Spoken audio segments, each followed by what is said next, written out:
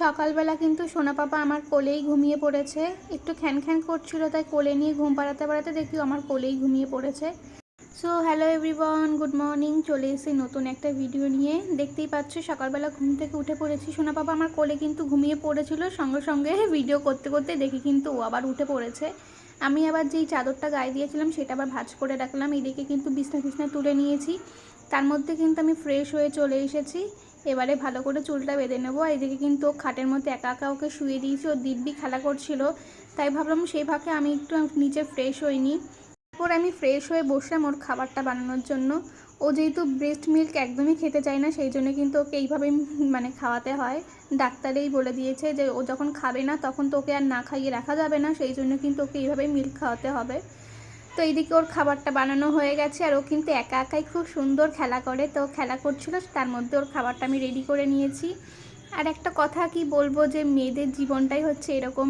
বিয়ের আগে একরকম মেয়েরা জীবন কাটায়, বিয়ের পরে একরকম জীবন কাটায়, আর যখন মা হয়ে যায় তখন কিন্তু একদম অন্য রকম একটা জীবন হয়ে যায়।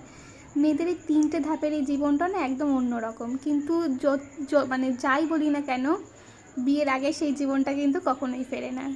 এক একটা জীবন এক এক রকম আনন্দ নিয়ে আসে।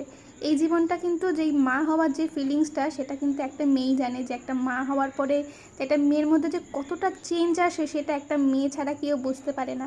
এই যে আমি এত ঘুমাতে পছন্দ করতাম, কিন্তু এখন দেখছি আমার ঘুমই উড়ে গেছে। এটাই হচ্ছে মেয়েদের জীবন। মেয়েদের জীবন যে কতবার বদলাবে কেউ বলতে পারে না। যাই হোক, আমি কিন্তু মা হওয়ার পরে আমি ভীষণই হ্যাপি। আর আমি সবসময় চেষ্টা করবো আমার কষ্টটা যেন আমার বাচ্চা কোনো সময় ফিল করতে না পারে। ও যেন সবসময় হাসি খুশি থাকে, এটাই আমি সবসময় ঠাকুরের কাছে প্রার্থনা করি।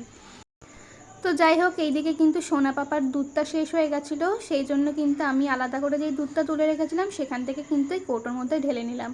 আরও কিন্তু দিব্যি একা একা খেলাধুলা করছে। ওর পেট ভর্তি থাকলে না ওর কোনো সমস্যা থাকে না, ও কাঁদেও না, কিচ্ছু না। ওর পেট যখন ভর্তি থাকবে তখন সব ঠিক, আর ও যখন পেট খালি থাকে তখন ও যে এত কাঁদে কি বলবো। তো তারপরে এদিকে মা আমাকে চা করে দিয়ে গেল। আমি একটু গরম গরম চা খাচ্ছিলাম। চাটা খেয়ে দিয়ে একটু স্নান করে নিলাম। এখন মনে হচ্ছে যে কবে যে আতুর উঠবে, কবে যে ষষ্ঠী পুজোটা হবে, আর আমি একটু ভালো করে স্নান করে মাথায় শ্যাম্পু করতে পারবো।